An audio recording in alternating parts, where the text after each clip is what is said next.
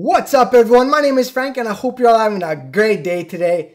In a previous video I spoke about my passions, and I not only have a passion for racing cars, video games and superheroes, but I also love making models. And I got a lot of positive feedback from you guys wanting me to show off the models that I've made. So here's that video. I hope you all enjoy. For quite some time now, I've been wanting to make another model. I have a bunch of Iron Man models that I purchased and they are collecting dust in my closet right now. They are still in the boxes, sealed. I'm going to show those off in a bit and I'm going to let you guys know what model I want to make next. But if you guys want to see how I make my models from start to finish, step by step, guys, please leave a comment down below. I think it would be a pretty fun series to start. And I'm about to take you guys on a journey right now, starting with the very first model that I've ever made all the way up to the last. And you're going to see just how my skill level has improved over the years. So let's get to having some fun. This is the very first model that I ever made. It's a late 50s Corvette. It's a 1:24 scale. And I painted this at the age of 11. I had a couple of paintbrushes and a couple of colors of paint. My skill level wasn't that great, as you could tell from the quality of the model. It's not that good.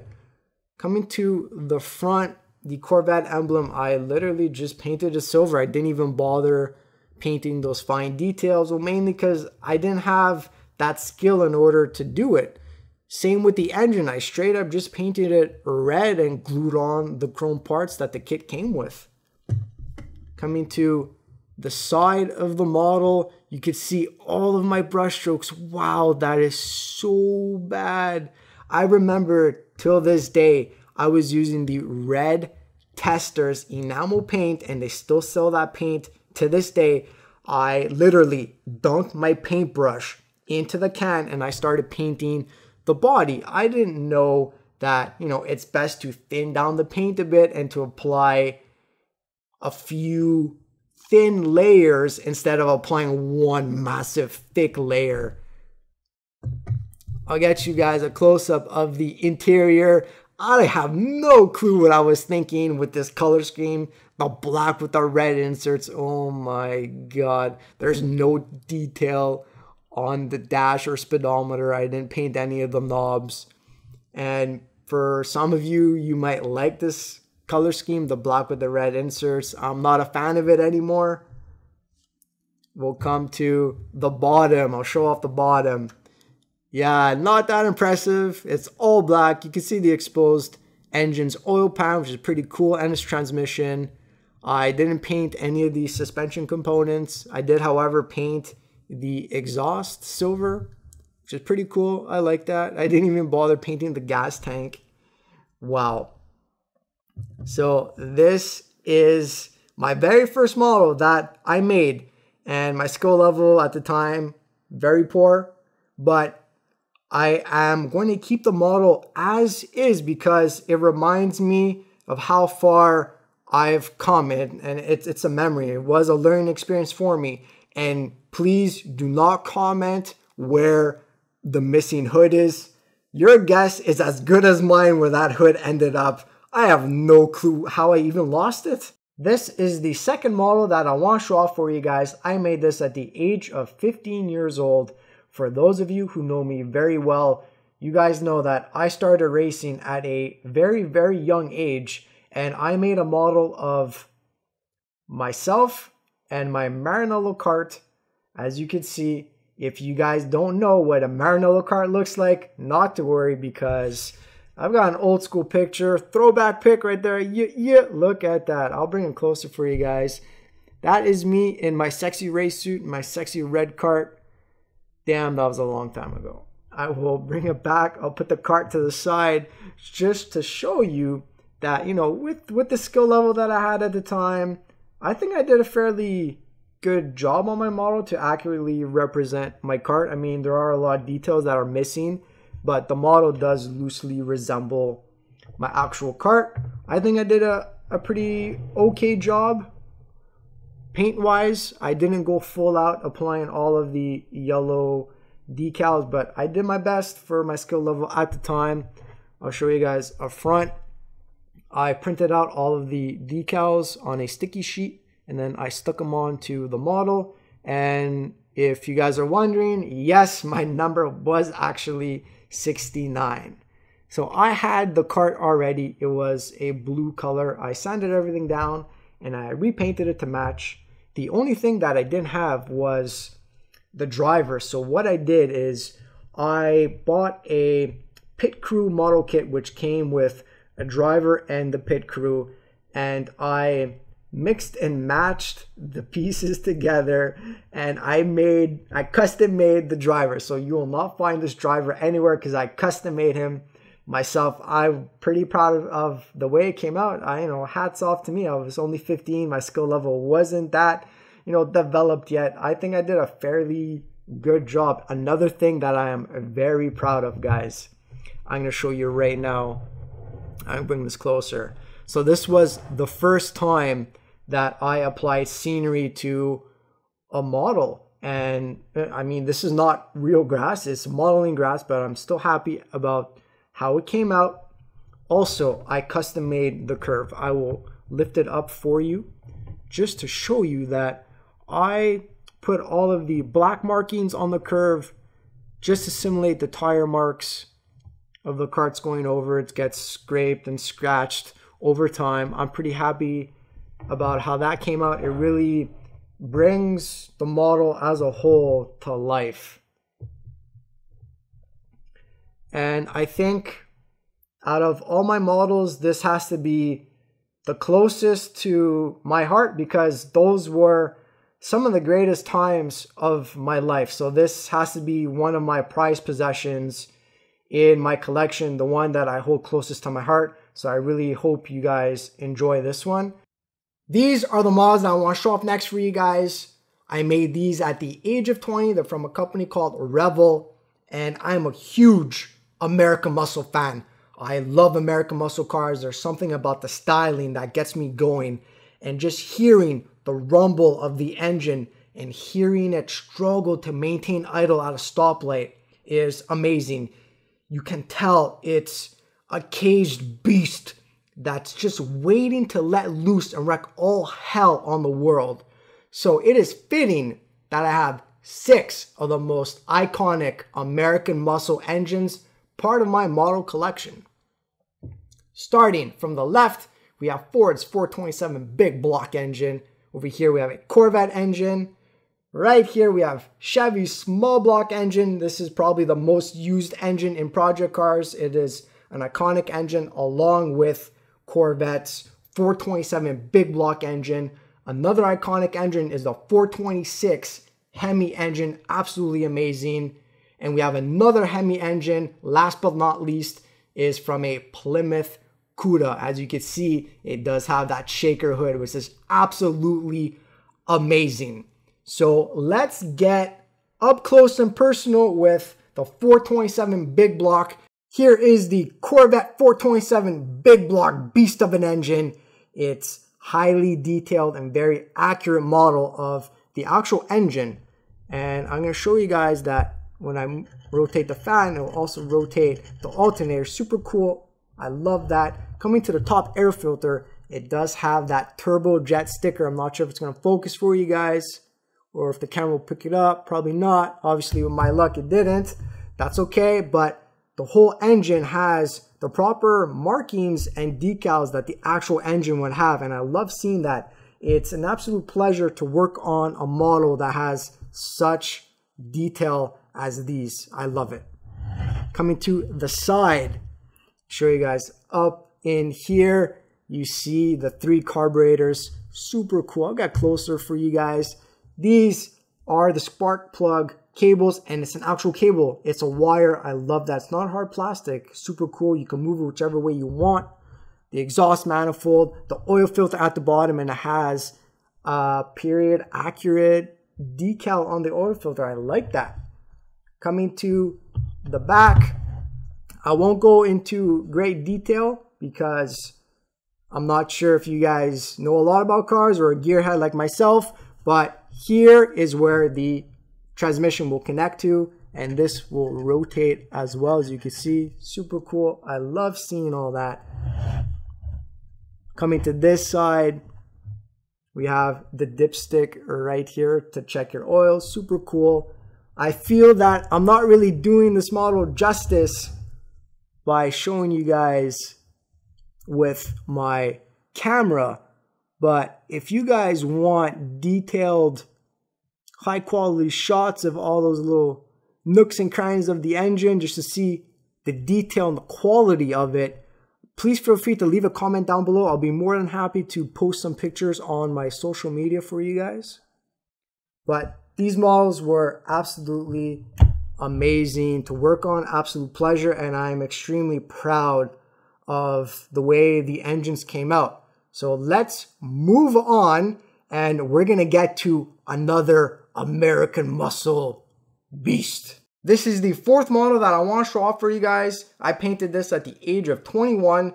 It's a 1969-1970 Dodge Charger with an authentic blown Hemi. It's an absolute beast of a model, highly detailed. It's from a company called MPC, and it's a 1:16 scale. Absolutely massive when it comes to models. Not many models will come in this size. You'll usually find them in the 1:24 scale.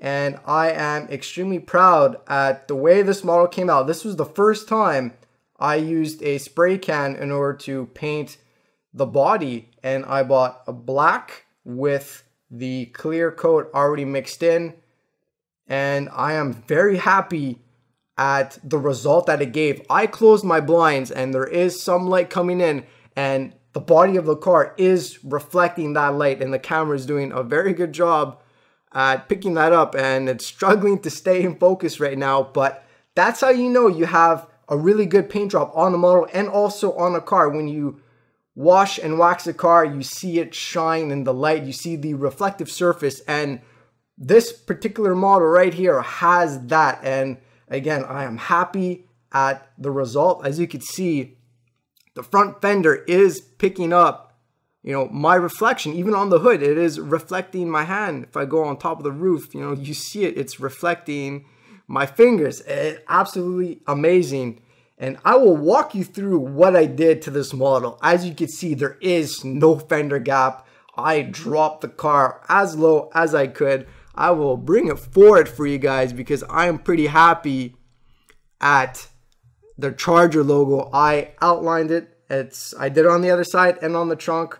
It was the first time I really paid attention to those fine details, and I also painted the Goodyear on the tire. And if you guys are interested in doing models, you have to pay attention to details because that's what brings the model to life. And honestly, if I had, you know, a professional photographer with me taking pictures of this car, like a close-up shots, you wouldn't be able to tell the difference between a model and a real car. So I'm very happy at that. I will bring it to the front for you guys.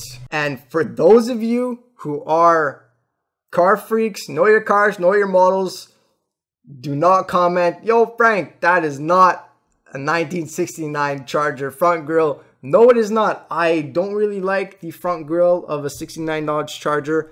I love this grille, so I custom made my own. I love the way it came out. There is the black mesh.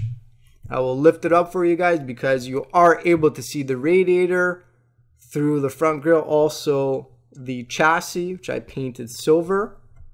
I will put this down and I am going to show you the engine because I put a lot of time and effort to making it as detailed as possible, and I'm very proud right now to show this off for you guys. I will carefully lift up the hood, and there are the hood tie downs. I love that touch on the hood.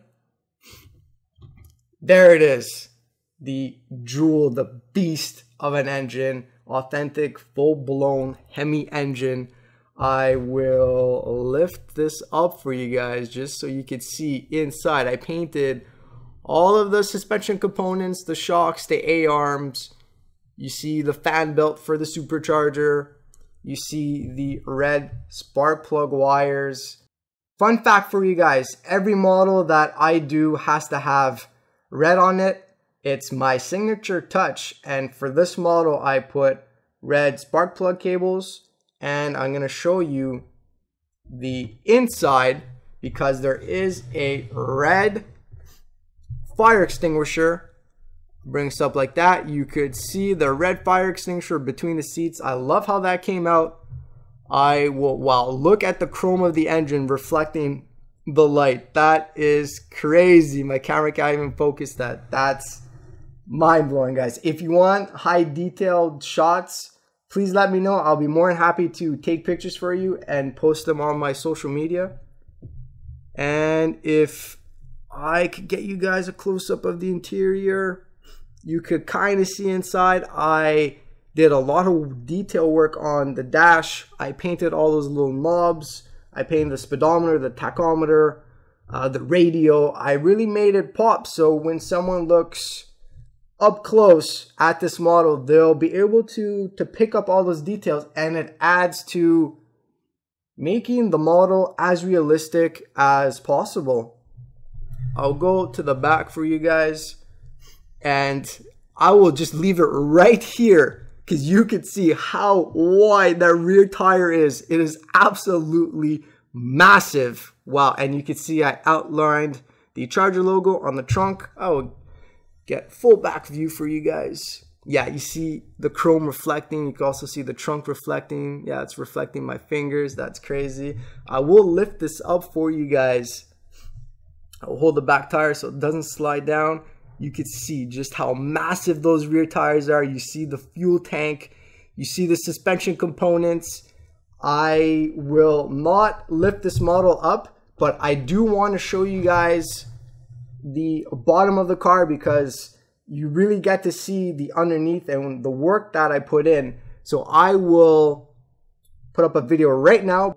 And as you can see, I painted the gas tank, all the suspension components. You see the painted transmission, the bottom of the engine. You see the drive shaft, which is painted. And of course, those little red accents, I painted all those. My signature touch, of course. And we are going to move on to the next model. This is the fifth model that I want to show off for you guys. Well, actually, fifth and sixth, but since they're in the same display case, I am showing them off as one model. They are from a company called Dragon Models. I assembled these at the age of 22. Notice I said assembled. That's because they came already painted. There is another version that comes unpainted. At the time, I couldn't find it locally and it was just too expensive to purchase online. So I found these at a local comic book store. For some reason, they weren't selling and they dropped in price and I scooped them up. As you guys know, I'm a huge Batman fan. Obviously, you guys are going to give me crap because I am wearing a Spider-Man t-shirt, but I am a huge comic book fan. My all-time favorite superhero would have to be Batman. I have a bunch of Batman stuff. If you guys want to see all the Batman stuff that I have, please comment down below. I think that'd be another fun video to make for you guys. I am pretty pleased with the way they painted these models. I will bring Batman closer for you. They did a nice sculpt on his suit, on his cowl.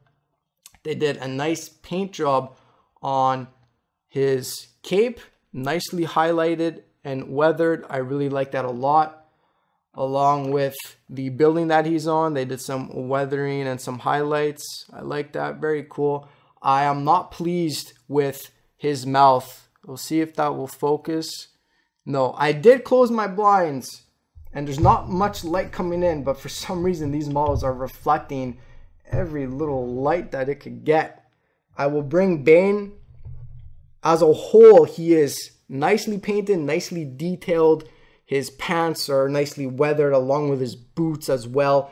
But I find that his skin, mainly on his arms, could use a bit more weathering and highlighting to it. I do have the skills with an airbrush to do all the weathering and highlights, but I'm gonna keep it as is because I don't really like to touch someone else's work. I'll show you his back. Yeah, you can see his boots are nicely weathered along with the structure that he's on, nicely weathered. So maybe one day I will go in and touch it up a bit. But you know what? If I wanted to do that, I should have just invested in buying the non-painted kit. But nonetheless, I am super happy of these models, and they are a nice addition to my Batman collection. And I don't remember Batman having this massive batarang in The Dark Knight Rises. I don't know if you know that he's used one of these in the movie. Please let me know, because I watched that movie over 10 times and I've never seen him have that big of a batarang. These are the models that I want to show off next for you guys. I painted these at the age of 23, which is only 2 years ago. They're from a company called Mobius. They released a bunch of Iron Man model kits, and I pretty much bought them all. These are the two that I have done so far. On the left, we have Iron Man's MK2 suit. On the right, we have Iron Man's MK3 suit. This was the first time that I used an airbrush to do all the paint work, all the detail, and this was the first time where I also applied a lot of advanced techniques, and I'm very proud at the way these two models came out. And in my opinion, they are pretty much show quality. We are going to focus on the MK2 suit. I stayed very movie accurate, straight up silver. I painted the base silver as well. I will do a full 360 for you guys. I did all of the panel lining on the suit. It really helps to bring out all of those details and make the model a lot more realistic. Nice 360. There's one detail that I am very proud of, and I am gonna bring him super close to you guys so you could see. There you go. Do you see all of those rivets? Yeah, I applied those rivets all over the model as my camera struggles to focus. But those rivets are on his chest, his back, on both of his legs, on his arms. And it really helps to make the model pop and make it a lot more realistic. And if you're into doing models, pay attention to those details, because the small details is what is going to bring your model to the next level. I'm going to put the MK2 suit to the side, and we are going to spend all of our attention to the MK3 suit. I am in love with this model. I'm extremely proud at the way it came out. It took a lot of hard work, time, effort to make this model what it is, but the final result is absolutely stunning and spectacular, and I am very proud to be showing this model off for you guys right here, right now. This is la pièce de résistance of my collection. This is the model that I am most proud of to show off to my friends and to you guys. So let's get into showing it off, starting with the base. It is the same base that the MK2 suit kit came with, but I added different types of modeling rocks, different types of grass. I did some airbrushing just to, you know, liven it up a bit. And these are the details that you have to put in a model to bring it over the top. If you guys want, you know, detailed shots of the scenery, comment down below. I'll be more than happy to post pictures on my social media for you guys.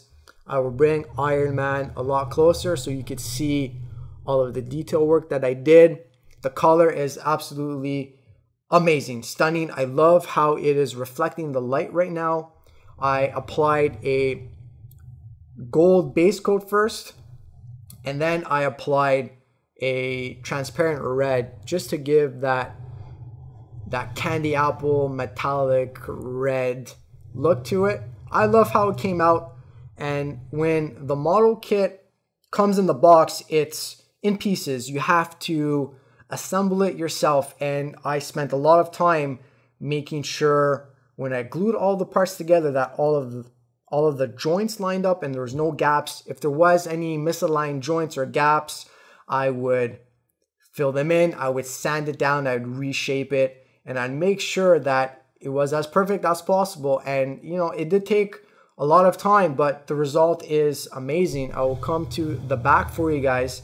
And you know, I really have to invest in, you know, one of those model display stands that circle, it'd be a lot easier to show off my models for you guys. I have him on a piece of paper, just easier to turn them around.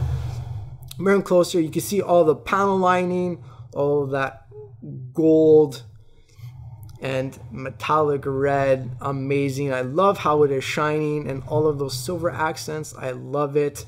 And if you guys are wondering what this is, that I am extremely proud of, okay?